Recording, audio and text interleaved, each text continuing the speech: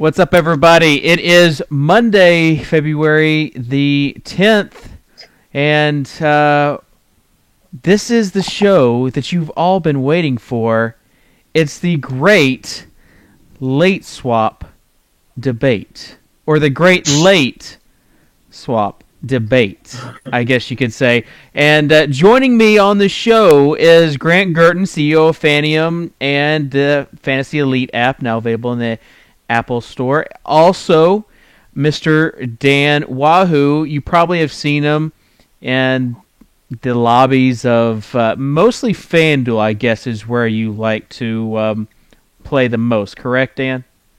Yeah, FanDuel will probably be my biggest action site. And so, yeah, I've been playing against Dan, I guess, for around 2 years now, maybe even 3 years. Were you around 3 years ago?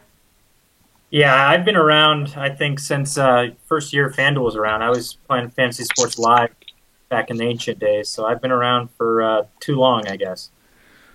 Well, and it's good. It's like great timing because today everybody's kind of talking about it. Kind of stemmed from the Kevin Love incident, and Drew Dinkmeyer was talking. He lost a lot of money because he had Love in on FanDuel, and then Superfly was talking on Twitter about the late swap debate, and it's a conversation that we have. People mention every time there is like a major player or catastrophic event that happens, and so we'll be talking about the benefits of late swap versus the non-benefits of late swap and which side of the table that we're on. If you were on Twitter earlier, you kind of saw that, and we had an unofficial Twitter poll. So will be fun to discuss that. But again, this is the Insiders TV Daily Fantasy NBA show, sponsored by our good friends there at Draft Day.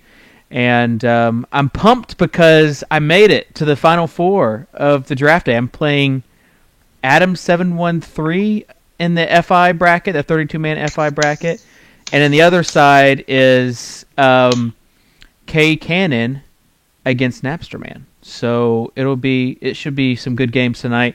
Obviously, we have the news that we're kind of waiting on as far as Bogut and Lee being game time decisions against that Philly squad. So I think that has some serious implications. For those that missed it, Ty Lawson going to be out today, and really, like, we thought that, I think most people thought they had it figured out with Lawson or with Foy and Fournier, and now it's like they kind of throw in that wrench that Quincy Miller is going to be starting at the 2. Dan, your thoughts on this Denver situation, since you are a Nuggets fan and live in the Denver area? I am a Denver fan, sadly. I have emotionally detached myself as a fan, though, so I don't go up and down with Carl as a coach anymore. I think the move was mostly for size. I mean, Lance Stevenson, a big guy, he throws his weight around, drives to the basket, and I'm not sure Fournier could kind of handle him. So I think that they're planning on using Fournier kind of as a backup point guard to Foy and kind of throw Quincy in the middle with Lance. So are you comfortable with either Fournier or Miller? I'd prefer Fournier just on the edge that this game, I think, could be on the better side of a blowout. I think Quincy's going to struggle scoring. Of course, he could be on the PT for a blowout as well, but I think I'd prefer Fournier in this situation. I agree. Grant, what about you, bud? I think it upgrades Lance Stevenson. I think that he's a guy to look at. Even I think that I can see Lance Stevenson even playing in a blowout a little bit. And occasionally, I've seen the Pacers move him over to the 1. So I think I like Lance Stevenson tonight, and I think obviously, I think sometimes you just want to state the obvious. Randy Foye is a significantly better play moving over to point guard than he was at shooting guard.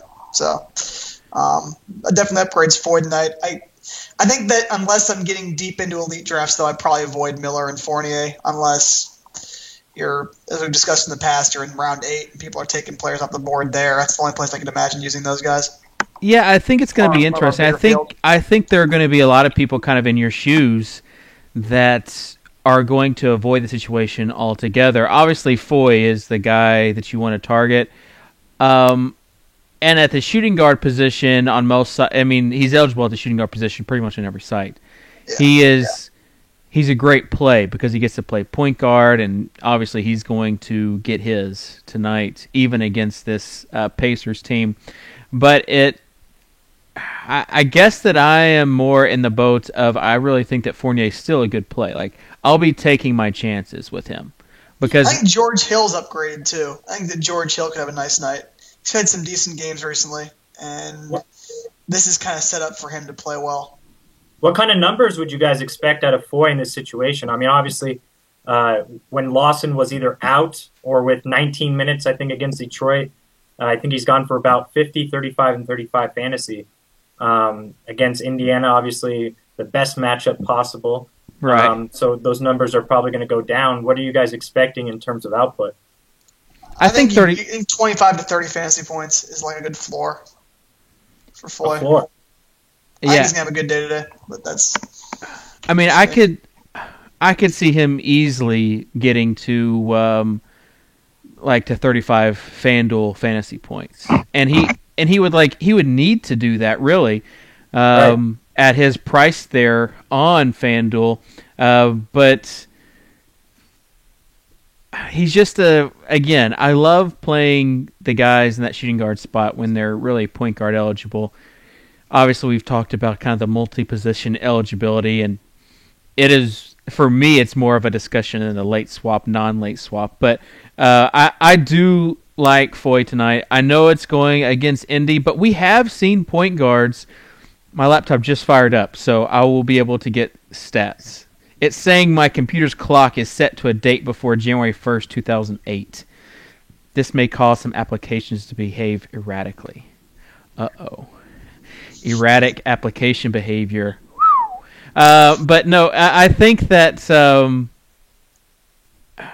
I think we've seen point guards still be successful against Indy. Last year I wouldn't play anybody against them, but this year, with the amount of minutes that Foy is going to get, the bottom line is like they don't have anyone really that is going to be able to really take minutes away from Foy. So I mean, he's going to get like 40 minutes tonight.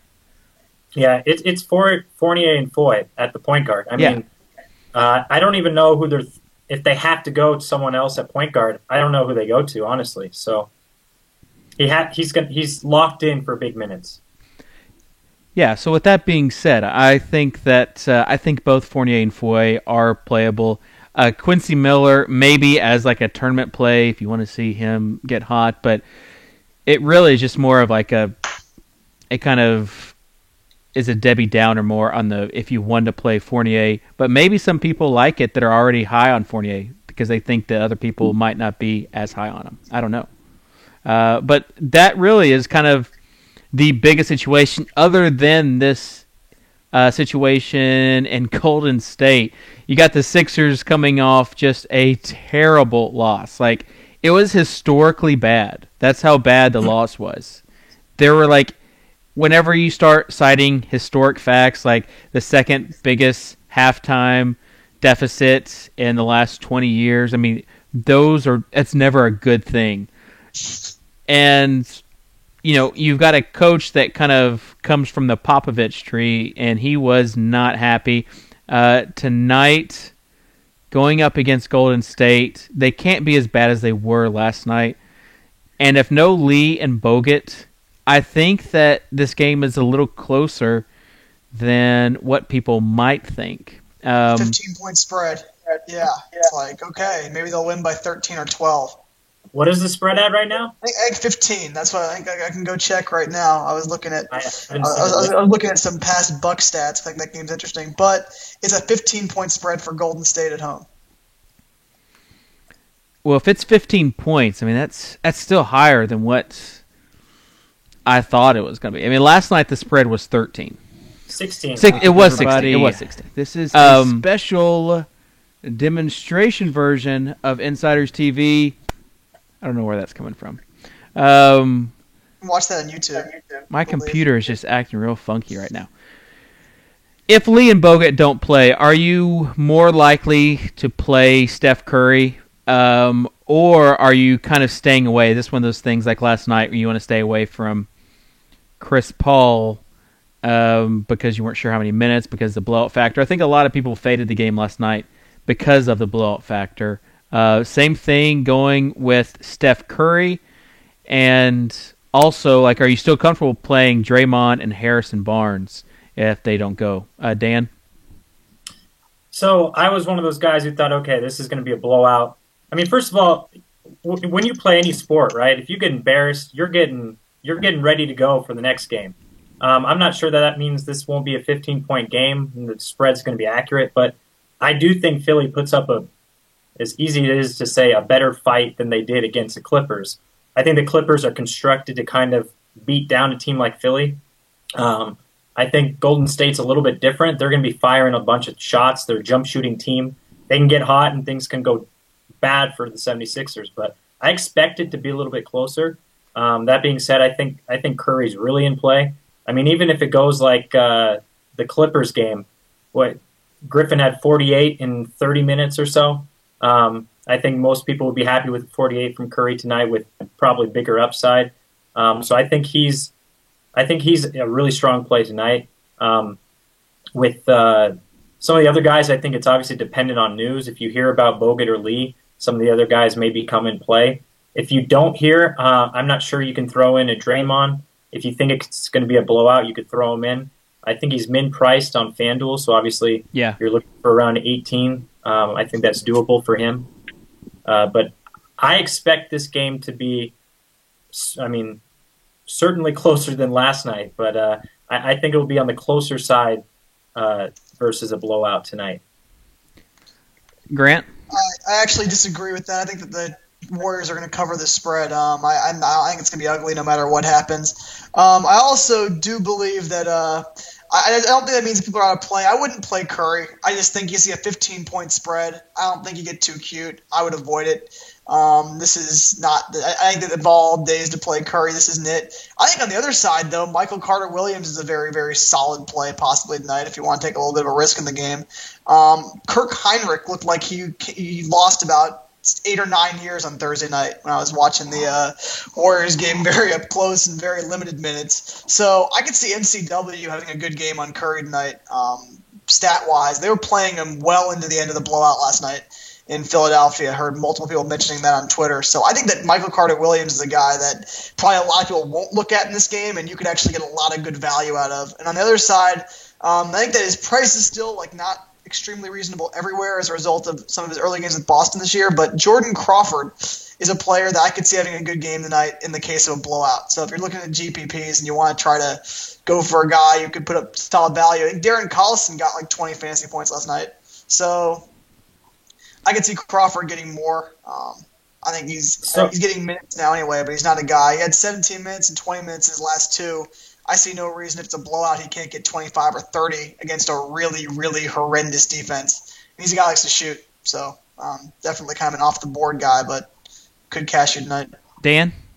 When you take a look at where this game's coming from, Golden State's a team that hasn't been playing well lately. They were really hot earlier in the season, and like all jump shooting teams, they cooled down. They're not shooting the ball as well. They've had some injuries, and Mark Jackson's the kind of coach where, if they're up 15, just like if they're down 15 in the fourth quarter, their starters are playing. He's not comfortable with a 15-point lead. So I think even if it is a 15-point game, fourth quarter or not, their starters are going to see minutes.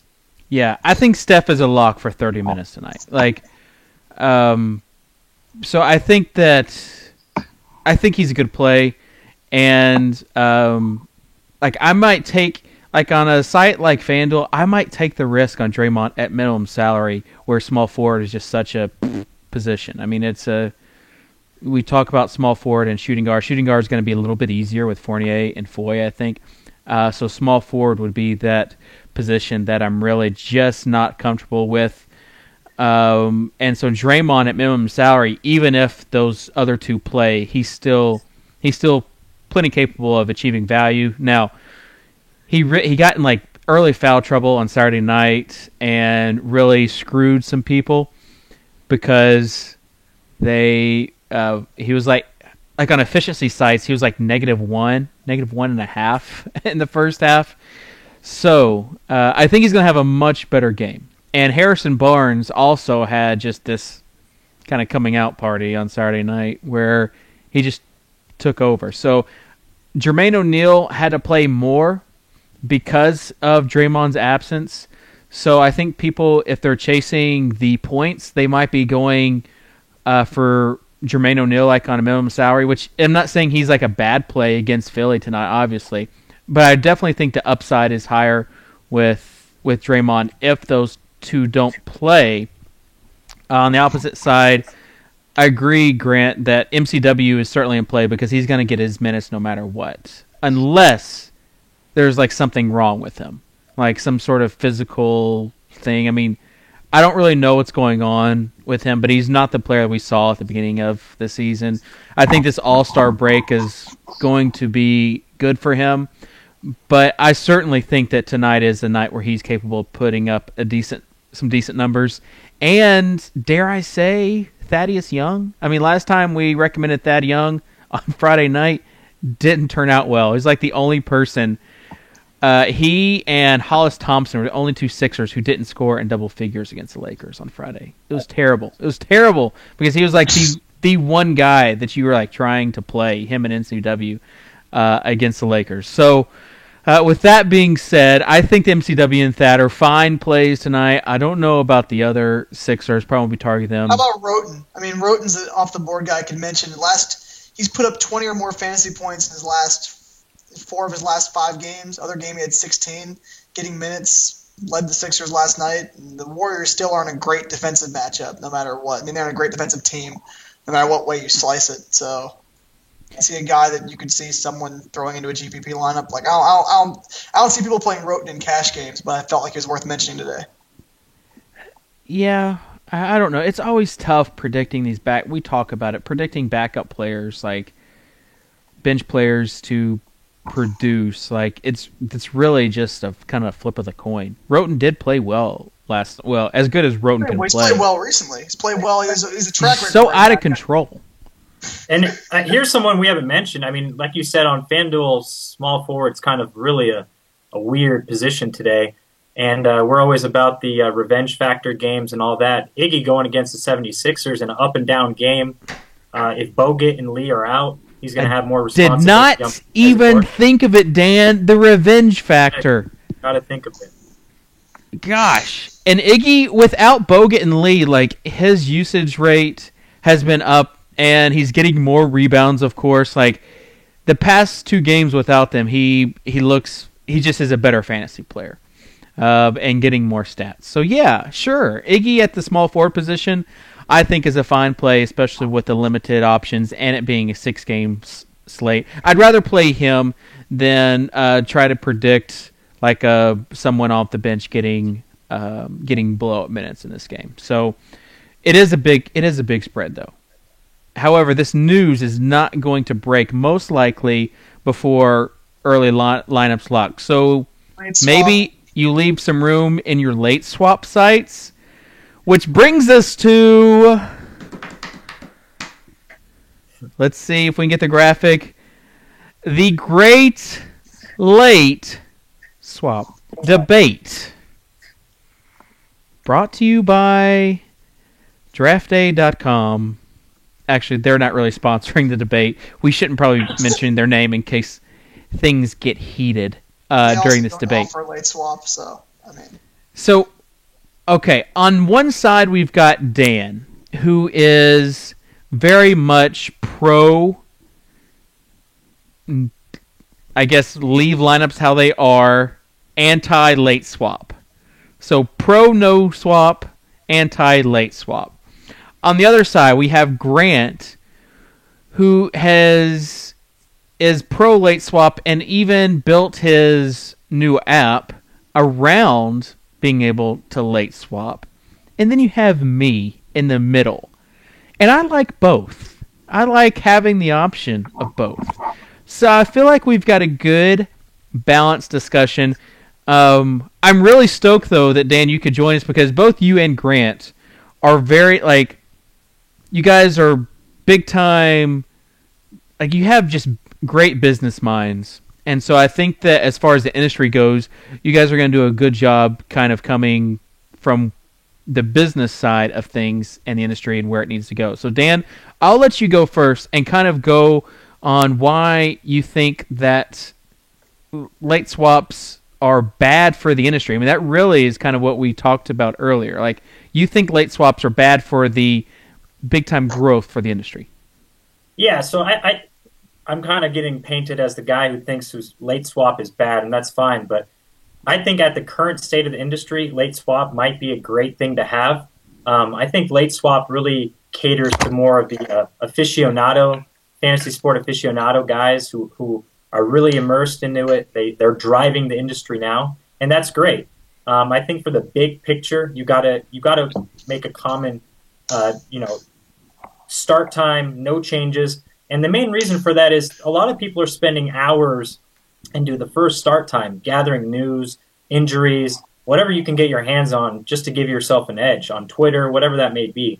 And if you're adding another 2, 3, 4 hours after the start time for any possible injuries, and that doesn't just mean for your players, that's anything. If somebody goes down or isn't playing for whatever reason on another game, that you have to consider that as information to improve your team.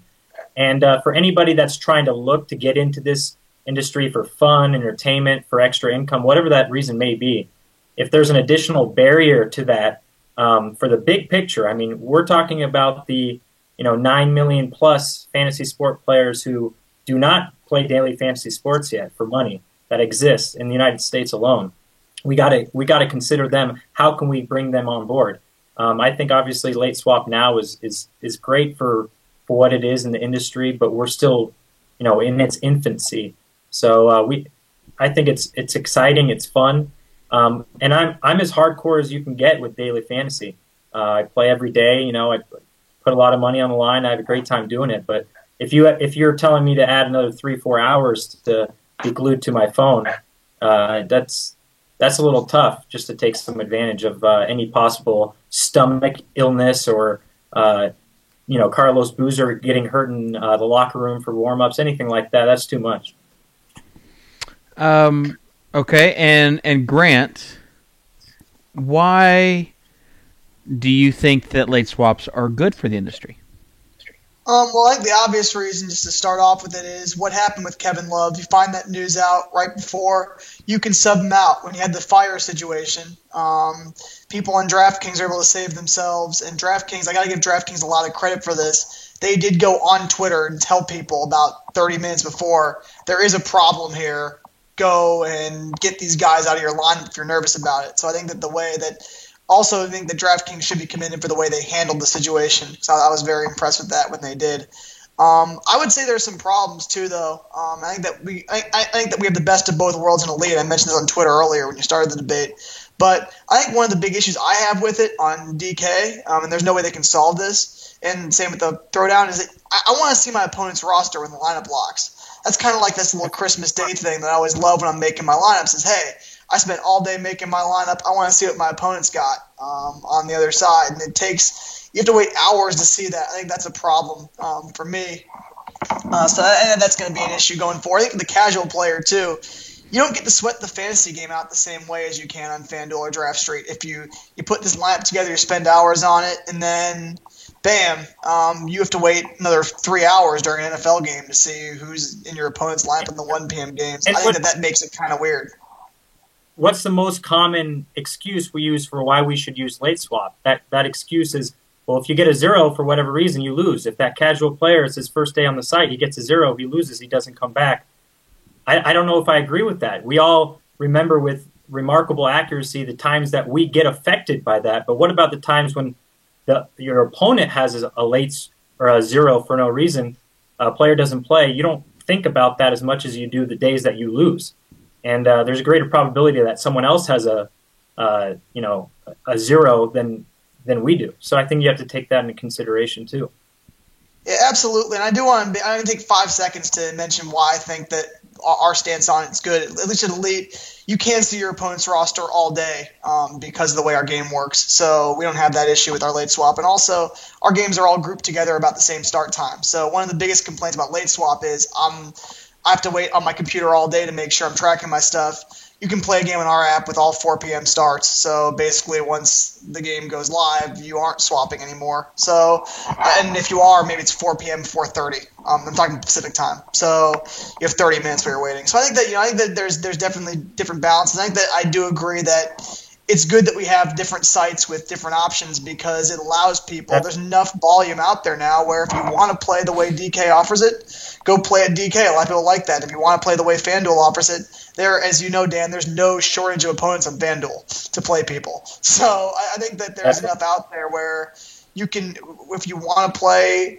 and Draft Day is the same thing. Our sponsor of the show, if you don't like the late swap, you can go play on Draft Day, and they offer a great live scoring experience. And I think that Draft Day wouldn't be as strong with late swap because I like seeing my opponent's teams on Draft Day, and I think if they didn't have that, it would make their live scoring experience less entertaining. So it just depends on the site. I mean, if we're going to keep on top of industry news, we all know FanDuel Conde issue, line up late switch kind of thing that just happened. Well, it was a month ago or so. I'm not sure how many people would be comfortable if FanDuel just announced a late swap and with that whole ordeal that just happened. So it's obviously I think FanDuel's got it right.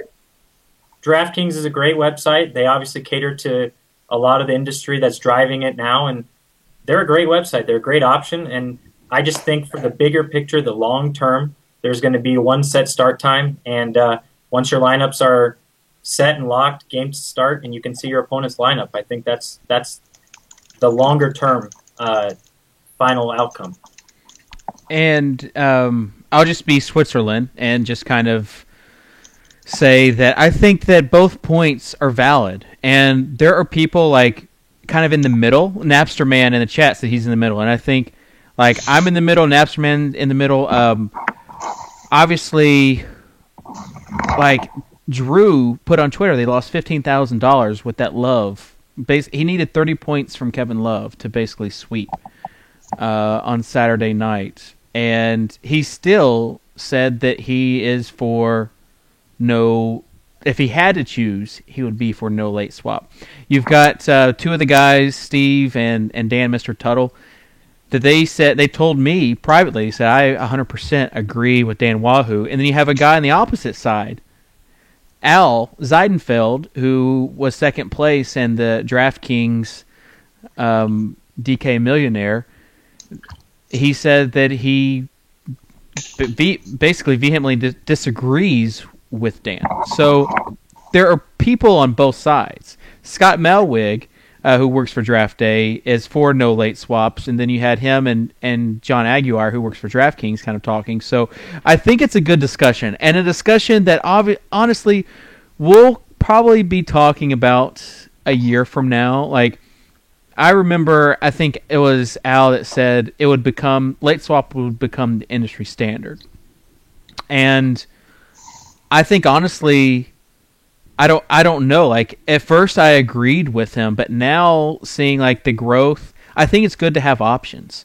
Myself, like there are times where if I just am going to be laying around the house, I'm going to be playing DraftKings and Star Street, those sites that I feel like give me an edge for late swap. If I'm going to go out for the night, I'm not playing those sites. I'm playing the sites that lock FanDuel, Draft Street, Draft Day, and so I think that the choice is what's great. All these different options, all this innovation, it's growing like the industry. So I guess that would be the one point where Dan, you and I disagree on is that it's bad that late swaps are bad for the industry. I don't think it's bad for the industry. In fact, I think the choice helps people. When you had the whole situation with the Mexico... I don't think most people really view it as a choice, though. I think a lot of people just go and they find FanDuel or DraftKings or somewhere through an ad, and they never go to the Fantasy Insiders or the Roto Grinders and go to another site and play. They just find... I know a lot of people just, I still think there are a lot of people, when I meet people out in public, who don't know that there's daily fantasy beyond FanDuel. They say, I play on FanDuel. Is that what you do? So I'm clear, I think late swap is a great thing to have. I think DraftKings, what they've done in such a short period of time is for the industry. Daily fantasy sports is remarkable. And probably a component of that is late swap, which is catering to a lot of the guys who are driving the industry, who are playing for hundreds, thousands of dollars every day. And they enjoy that feature, so it should be embraced and it should be used. And just for the record, I mean, I had Kevin Love going the other day. He cost me thousands and thousands of dollars as well. I still support that kind of game structure where, you know, you can't change that lineup. You're stuck. That's how it is. You'll be on the better end of it next time. You know, that's just my feel for it. I think I love what DraftKings is doing. I think late swap is a great option to have. And right now, the better options, the more intrigue that you can get to anybody to get into this industry, the better. But at some point, there's going to be, you know, some kind of consolidation with what we want in the industry, some kind of standard. And I think it'll be going in the direction of having lineups locked versus a late swap. But at the time where the industry is now very young in its infancy, I think it's a great option to have. Yeah. It's just such, like, I love these talks about the industry. I mean, because really, like, everyone, not just like me, you, Grant, and other hosts on Fantasy Insiders or Roto Grinders, everyone, like in the chat, everyone that's like participating in the community are pioneers. I mean, they're helping to grow the industry. I mean, no one is, or very few are like keeping this to themselves. I mean, you tell other people about it because it's awesome. Had a buddy who came in, like they're bringing over dinner. Drew says that we Southerners are weird because we have hospitality and stuff, and it's commonplace to bring other people dinner that just had babies, so they don't have to. So we've had people come in and out, and sometimes they come like during lineup when lineups are like locking. And so I guess it was last Saturday. There was some crazy news, and I'm like just shuffling, and he's in here just watching me basically. And he's not a big NBA fan. He plays NFL season-long fantasy, but he's a big golf fan. And so I said, well, you know, you've got these golf games. And sure enough, he entered some golf games, and now he's hooked. So I think that we're all pioneers, and I think that everything is helping to grow the industry. So choices. We talked about just the horizontal growth, basically. When you have different slates of games, different sports, you're getting everybody in, and you're wanting to kind of grow. That's how I see the growth of the industry. Yeah, I agree. I mean, the more options right now to capture the interest, the better. The one point I know we were having this Twitter debate earlier with late swap, and it's kind of a good point, is the ultimate kind of ideal situation, right, is you're playing a daily fantasy game and you're actually going to a game that night, whether that's your local Lakers or Nuggets or whoever that may be. And if you're going to that game while you're driving and in that situation, you can't really be on top of news. So that's like kind of the throwback is if you're on the way to an actual game, how do you take advantage of Lawson having a broken rib in the last, obviously that's the news we have now, but if that came out earlier, like 30 minutes before game time, it might be difficult to make the optimal lineup from that kind of news. That's why mobile apps are going to get big, though. I mean, DraftKings released one. I mean, obviously we have our app on Fantasy Elite. It'll be on Android soon. It's on iPhone now. But I think that's where mobile apps are going to be big, and FanDuel's got one coming. So I think that'll be the standard soon. At least all the major sites are going to have mobile apps, and they'll have them on the iPhone. So if you have an iPhone, you'll be able to have that. I think that they're going to make it. From what it sounds to me, I think that FanDuel is going to have a very, very strong mobile option from what they were saying in their Ask Me Anything. I think that I'll be shocked if FanDuel's mobile option's not really strong when it comes out, because I think their mobile site's very strong. I think on the whole, that's one area that they do really well. Yeah, I think mobile will be crucial moving forward for any site, whether that's FanDuel, DraftKings, or anybody. And FanDuel is so simple. I think it's going to work really well on mobile. I think that from a person that I do that all the time, I think FanDuel on mobile, when they get the app right, is going to be very strong. It's a good discussion, and again, one that I'm glad that we could talk about. So that will be let's see if I can get it queued up here. This may be a good debate thing.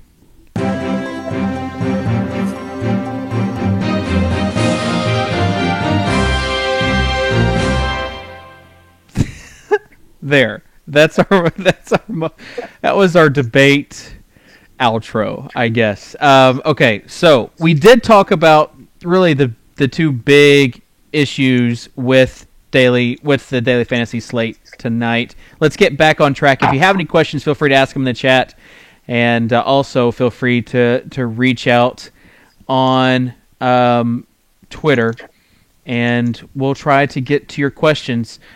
People talking about Colonel Sanders. He was a guy that hurt people on Saturday because I guess he got hit in the eye and had to get stitches, and they said he would come back in the second half. He never came back. And so you had Henson that was already a nice play with Ilyasova out. Your thoughts on the Buck rotation, Dan? Yeah, I don't know if we've heard anything definitive on Sanders today, have we?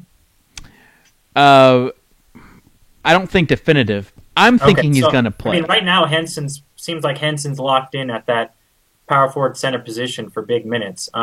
Unless we hear otherwise, the Bucks are pretty good about getting news out before tip-off. Of course, unless you got that late swap feature. But I think Henson is in play as an option there. I don't know who else. I'd be looking at Middleton as well. But those are the two primary players that I'd be targeting news pending for me on the Bucks.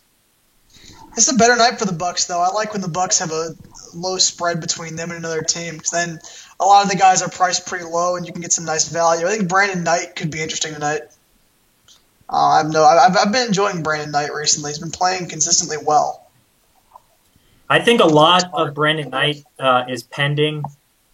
I know Avery Bradley last game, he came out after like 19 minutes, didn't come back in, and they said that it was mainly because he was being ineffective.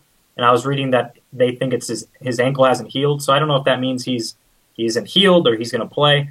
But I would suspect if he's all right and he's ready to go, he's going to be on Brandon Knight. So he wasn't all right a few days ago. He wasn't all right recently, so I'm not sure he's going to all of a sudden come back and be all right. Like, I got to assume that Brandon Knight's playing as well as he's playing, and there's no reason to think that Brandon Knight's going to stop playing so well. And right now, I don't see who on the Celtics is going to slow him down that much in current form. It's a game that Vegas, who's smarter than anybody else, clearly thinks is going to be close, and Brandon Knight's been one of the better players in the Bucks. I have a hard time saying, fade Knight when he's playing good basketball. And this is the best game they're in a game that they might have a chance in today. That's rare. Yeah, and I mean, I look at the perspective, it's a low over-under game. You see Brandon Knight's, I think he's 6,600 on FanDuel. So you're expecting, I don't know, low mid-30s out of him, and he's averaging, I think, below 30 over his last 5. So it's just a iffy spot for me for Brandon Knight. Yeah, I think you have to take into consideration the point guard spot if Foy is not eligible. You've got Curry. For me, he's pretty much a lock. I think Brandon Knight is a decent play. Other than that, like, you kind of have question marks. You've got Kyle Lowry, who's been up and down, and his price is really high. So, like, he's got to have just another stellar game to kind of pay that off. And then you've got Bayless and Pressey. Rondo is not going to be playing tonight, the back end of a back-to-back, and I'm kind of with you, Dan, as far as not really sure what to think about this Avery Bradley news, because obviously he's a good defender.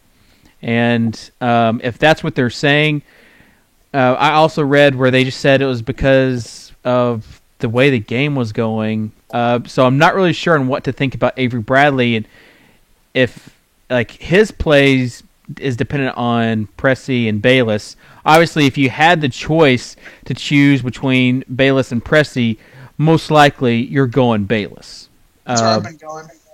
That's kind of how the past handful of games have gone when both those guys have been the option. So I think Bayless is a decent play, but again, all these guys, even MCW, have question marks.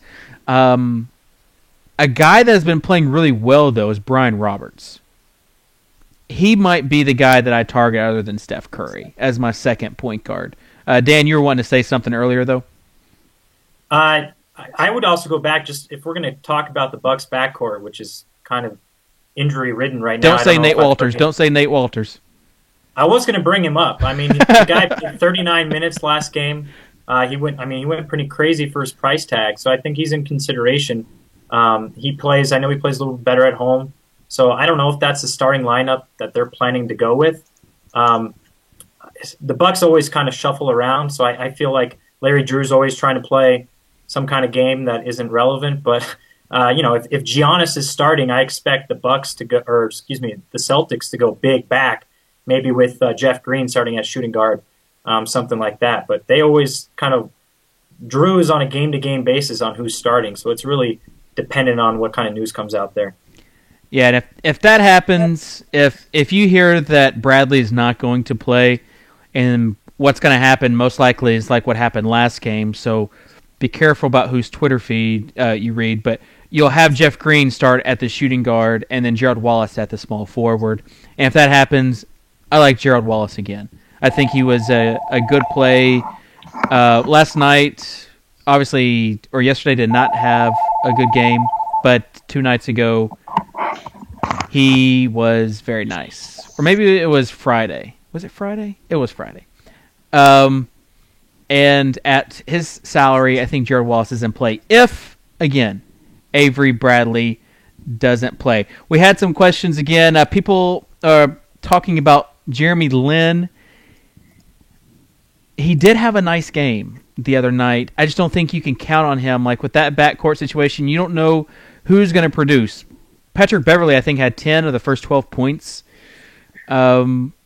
And like you don't know, like Beverley, Harden, Lin, even Parsons, like that whole situation's kind of a mess. The 2 guys I would be the highest on are probably Howard and Harden tonight. Grant, your thoughts on this Houston situation? Yeah, I like Harden and Howard, obviously. I like playing Patrick Beverley occasionally just because you know he's going to get opportunities, but I think the expectations always have to be tempered when you're throwing Beverley out there. I just personally I happen to like the Boston-Milwaukee game for value tonight in a few places. So that's kind of – I think that Bayless can be a nice play. I mentioned Brandon Knight. I think that it just depends on what lineup the Celtics roll out, but I kind of like the matchup for Sullinger also. Which one player of the week in the Eastern Conference. Well, he's red hot, too. Playing unbelievable. And I think on FanDuel, like $6,500 in FanDuel is not a terrible play. And he's in a place where they're going to be close, and I don't see why he can't get rebounds and points against the Bucks. So I like a lot of guys in that game. The Houston-Minnesota game's interesting. I think it depends on who plays. Like if Love was out again, Dante Cunningham would obviously jump right into play again like he did the other night. I just think it just depends. There's obviously news that's going to break that'll be impactful as far as Houston players go. Linsanity is a risk. I think that tonight's an interesting night for GPPs because there are a lot of guys that you can take chances on tonight that could go really well. But agree. That's why I think Brandon Knight's relatively secure tonight. That's why I mentioned him. I think that on the whole, he's had like one game where he didn't. Grant, we get that you like Brandon Knight, and I'm there with you. Harden though, like on draft day, I think Harden. I love Harden to play Harden on draft day when he's got a good salary because he can fit in that shooting guard or small forward spot. Those 2 tough spots to fit into. This Minnesota situation though is interesting. Dan, do you think, if you had to guess yes or no, does Love play tonight? I would guess Love is going to play today. Obviously, I thought he was going to play last time, and that didn't work out too well. So I don't know unless there's definitive news that he's playing. I'm going to assume he's not. That being said, again, at start time, if I don't know, I'm not going to ride the Cunningham train. Someone that kind of pops out to me just because we were looking at Roten earlier, and you mentioned. I think Grant mentioned Roten. Here's a great example of a play that I'd prefer at the same price. I think Beverly's in a good spot against Rubio. Rubio's going to be tried to be, if Love doesn't go, he's going to be the playmaker. I think he's coming off a career high 25. He's going to be antsy to try to put up some shots. And dang it, Grant, get the phone. I'm just muting it. Can you take the call on air and just ask them if they want to talk to everybody? I don't even know who this person is. I'm in my dad's office right now, so I'm just I'm muting the phone. I think it was Kay Cannon. Change the scenery. It's funny. It was a funny comment from Jim, though. Yeah, Kay Cannon said, "Who has landlines, anyways?" Right. if you always need to have like a backup plan with these game time decisions. So for those wondering about the Kevin Love situation, Dan has a great point about Rubio being the playmaker. Rubio automatically comes into play, as is Cunningham, like you said, Grant. And then I guess the third guy I would probably mention is Corey Brewer. He's been red hot. Yeah, he's going to need to make some plays as well. So those would be the three guys that I would focus on. I don't think that Pekovic comes back to play before the All-Star break. I think that he's going to be out till later. Now, that being said, sure, he could come up any time. He'll probably play tonight, but I don't think he plays. Dan, do you have any news on that? No, I was just going to say I thought Pekovic was they already said that they don't expect him back until after the All-Star break, so I think he's out. Oh, the last time I heard that they weren't sure if he was going to play this week. So you have probably better information than no update what I Twitter. do. I just went into search quickly, and there's no update in Pekovic for today. But I at least read on Roto World that they weren't expecting him back till after the All-Star break. I do think I saw that news blurb. I'm not sure if it was official. Our buddy Jordan Case mentions Turioff, and yeah, he is in play for his minimum price salary on most places for sure. Just with Kevin Love, I'm looking at the schedule right now. They have a day off before their game against Wednesday in Minnesota against Denver. Then the All-Star break comes. So it might be that he's going to sit out one more game because he has announced that he's participating in the three-point contest. I suspect he wants to play before participating in that. So I would, just with that news, I guess, I don't know if I expect him to go tonight or against Denver on Wednesday, but I certainly think he will play before the break. Does that come into your research about looking for future games, like not just like the back end of a back-to-back or the front end? Like I don't think a lot of people look about the front end of a back-to-back, but does that come in your research as far as like the first game of a back-to-back or 3 games in 4 nights or like injury with upcoming games? Do you do a lot of extensive research on that or just not really? I think it depends on the situation, right? I mean, if you're talking about Tim Duncan, I think every little twist and turn to the schedule matters, and probably what Popovich ate for dinner, and anything can matter with them. But it definitely does matter. I mean, if you're going 3 games in 4 nights, and if it's travel or if it's on the opposite coast, it certainly affects my opinion of how they could perform that night. Kevin Martin is out tonight, correct? Yeah, he's out for a while. Yeah, he's going to be out for a while. These hand injuries. We haven't even talked about the San Antonio and Detroit game, I don't think. Yeah, that's where we're going next. Yeah. Tony Parker. He is at a good price. Would you risk that, Grant? I don't know. I get I tell you, every show I get nervous with the Spurs. I blamed a lot of Corey Joseph when Parker was hurt. A little Kojo? Yeah, I like Corey Joseph, but I don't know. I get nervous with the Spurs. I've rostered Duncan a few times. I just get scared every time I put one of those guys in my lineup, so I try not to. It's just a general instinct. It probably loses me money. Go ahead, Dan. I guess we're on the Detroit game, San Antonio game now. Biggest thing I think you can do is always watch the games. If you watched part of the last game with Tony Parker against the Bobcats, he's not 100%. Something was up still from his previous injury. That enough for me is enough to worry about him this game. I think he has a good matchup. I think this is going to be, in my opinion, this will be a really good fantasy game. That's partly why I'm attracted to Parker. But if you saw him play, he wasn't. I know Mills went off that game, but it's still Tony Parker. He was going to come back and do his thing. He didn't look 100%, so I think that would be enough to worry me about Tony Parker tonight. How about Brandon Jennings? He's really expensive. But he's also been playing out of his mind from a fantasy perspective. Yeah, there's 2 things with Brandon Jennings tonight. I see 8,500 on FanDuel, so you're looking for at least 40.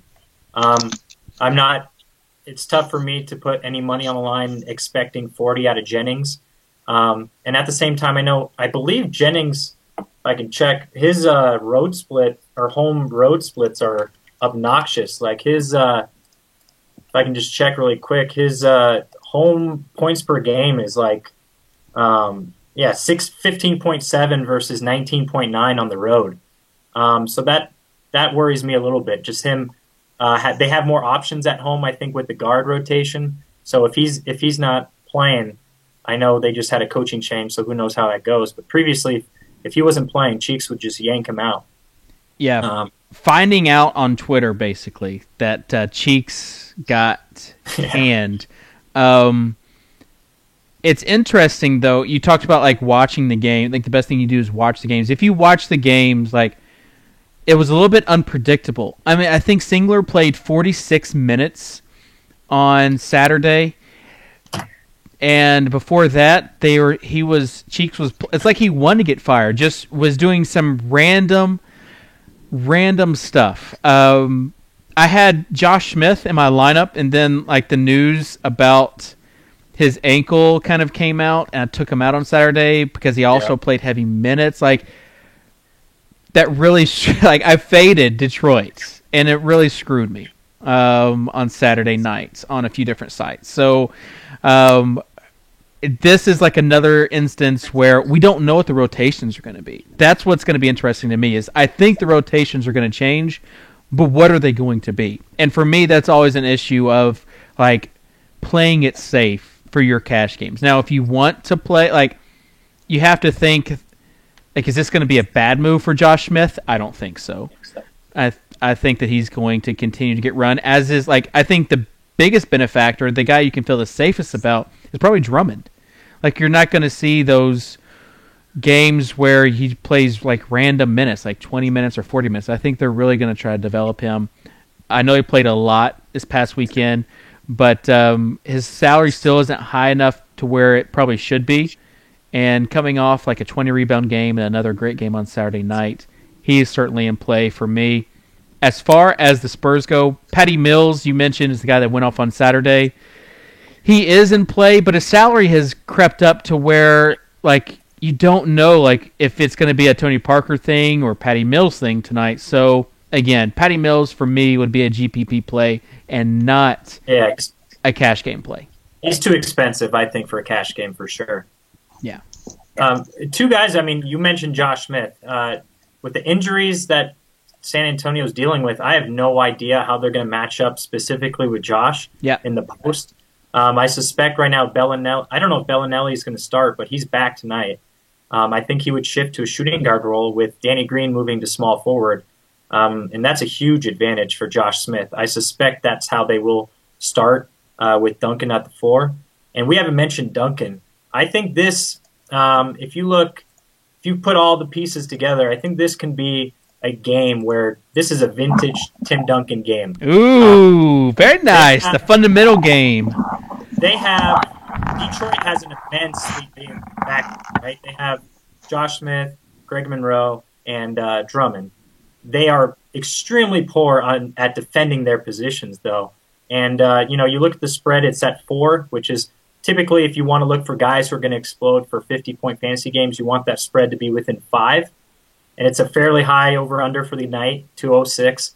And, I mean, like I said, who's going to put up points? Who is their go-to on offense? And I suspect Duncan, this might be the game that he's kind of asked to increase his load. I'm a little worried about his price tag at $8,600 on FanDuel, but I'm a little bit pulled to Duncan tonight. I think it's a great opportunity for him. Agree. Let's get on to the draft day rapid fire to wrap up the show, and then we might do a little lightning round for questions that people have at the end. Dan, I want to say that today's been awesome, man. You've been great. Like, as good of a player as you are, you might be an even better analyst. So thanks for coming on the show. Paul George versus James Harden. Grant? Go with George based on a gut instinct. Ooh. It's a gutsy call. Dan? I'd agree. I think Denver's kind of in a position to make that a game tonight. With Harden unknown, who's going to be playing for Minnesota, I kind of like Paul George tonight as well. Oh, man, you guys are going to make me go with Paul George, and I do not like it. Josh Smith versus Brandon Jennings. Grant? I'm going to go Jennings because I don't know. New coach. We'll see what happens. I'm just going to guess Jennings and hope for the best. I'm going to go Josh Smith. Yeah. I'm going to go with Josh Smith, too. And I think it was Insider Fantasy 1 talking about on Twitter who is going to guard him. I imagine that it is going to be Danny Green, and that they are going to try to bring – they're going to try to post up Josh Smith and bring him inside. So to start off the game like they did, I guess it was a few weeks ago. I think they'll go back to that today. Hopefully we won't see too many long twos or three-pointers from Josh Smith to start the game, and he'll really focus on taking it inside. So I'll go with Jay Smoove. I think the game that Brandon Jennings had is why Scott put this matchup out there. It's the classic Scott Malwig booby twap. Because Tony Parker, if Dan's right that Tony Parker's a little bit hurt, that could be a time where Jennings really wants to take it right at him. But he's going to gun no matter what. I mean, Brandon Jennings is just a gunner. Like, it doesn't matter if Parker's trying to guard him or whoever. Jennings is going to start at point guard, and who are they going to pull him for? So I'm just going to guess Jennings and hope for the best here. I think I can be proven right. DeMar versus Dwight. We didn't really talk about DeMar or really Kyle Lowry too much, or this game, really. I guess if you want a quick analysis, I like Anthony Davis and I like DeMar and Kyle, but their prices are too high for me. DeMar versus Dwight Howard. Grant. I'm gonna pick DeRozan. He's at home. They're favored, and I still have a good read in this Rockets game tonight, so I'm just gonna go with DeRozan for now. I think it's in a place to have a really good game today. Dan? Yeah, I think DeMar is in a good spot. I like Dwight. That's a depleted, front court for the Timberwolves. Love might be playing. I don't think that would hurt Howard that much. I think he's going to get up 15, 18 rebounds. So I'll take Dwight tonight. Yeah, I will too. Kevin Love's defense, we've talked about it before, is just really bad. Like, teams have one of the highest, or he has the lowest, I think, at the rim deficiency rating. And so even if he plays, you're going to see Dwight, I think, do a lot like what he did against the Bucks. Like, if Turioff plays the 5, Dwight's still going to get his stats. Yeah, I expect Jones to be on Love. I mean, Dwight's not going to be chasing Love around the perimeter. It'd definitely be Jones. So right. I think Dwight will be matched up with Turioff for sure. And they might do what they did last game as far as playing a lot of Love and then bringing Dante in at the power forward spot. And if they do that, still, I think it'll be fine for Howard. So I don't think that's what they'll do. But if they do that, I don't think it's like bad for Dwight. So I think Dwight's in a prime position for this game. Lance versus Rubio. Stevenson. Yeah, I think that's another one of Scott's probably Brandon Jennings trap right there. Rubio's going against Beverly. I don't like that matchup for him, regardless if Love's in or not. I think Lance is great position to have a big night tonight. Yeah, I agree. It's a booby trap. Now, if you get news on no Love, then you want to play Rubio. And this being Valentine's week, if you do get news on no Love, I'm sorry for you. Budinger versus Fournier. This is a booby trap through and through. The answer is Fournier, and it's not even close. If you guys say otherwise, I will disagree big time. I don't know what I'll do. But tell me you agree with me. I agree with you. The only thing pulling me toward Budinger would be that he's from San Diego. I think he went to high school maybe 10 miles from where I am right now. And San what's the high school's name? Besides that, it's irrelevant. It's all about Fournier. Yeah, I'll probably lean Fournier. I know Chase is. I mean, if he assuming he is starting, I usually like to roll the starters, but just given the usage rate expected for Fournier tonight, it could be a blowout. I'll probably lean with Fournier as well. All right. Well, the great late swap debate it kind of cut into the minutes that we had to talk games, but it was good. Tonight's only a 6-game slate. It's like the perfect number of games for discussion that we had. Let's get to some lightning round of questions. Dan, you probably don't know the rules, but you can only give the answer. You can't give your reasoning behind the answer. So if you have any questions, feel free to ask them right now. Let's see. I know there's a question I saw. Oh, Clay and Tim Duncan or Thad and Lance? Grant? Clay and Duncan. Dan? Yeah, I'll lean Clay and Duncan as well. I will too. I'm all about some Timmy D tonight. Rotohobo says, Dave, you are the perfect amount of games. Thank you. Dan, would you trust Fournier in a cash lineup? Yes or no? One word. Yes. Yes. Or no? Okay. Yeah, you could throw him in there. It's a hesitant yes, though. Grant, Thad and Dwight or Drummond and Duncan? This is a good question. Still like Drummond and Duncan. I'm not on Thad, so that's why you're getting all. I'm fading. I wouldn't go with Thad tonight. So I like Drummond too. I agree with you on Drummond. I think the second option is the safest for sure. So I agree. Duncan. Yeah, that will be it. One last question, Dan: Singler or Budinger? Singler. Yeah, agree. All right, well that's it. Dan, great first show. Appreciate you being on the Insiders TV daily fantasy NBA show, sponsored by our good friends over there at Draft Day. Again, I've got a big matchup against Adam in the FI T-shirt bracket, and then Napsterman and K Cannon going on the other side. So stay tuned tomorrow when Nap is on the show, and you will see if he is a winner and playing against me, or if he is a loser and not playing against me. Special thanks again to Dan Wahoo. You can reach out to him on Twitter at Dan Wahoo. He is one of the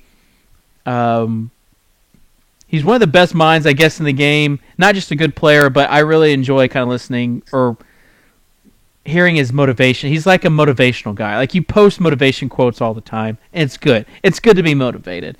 And Grant, CEO of Fanium and the creator of the Fantasy Elite app. If you haven't checked out the app yet, go to our YouTube channel, youtube.com/Fantasy Insiders, and I did a demonstration on Saturday, which was kind of cool. We enjoyed that. So you can kind of see what the app is if you're an Android user.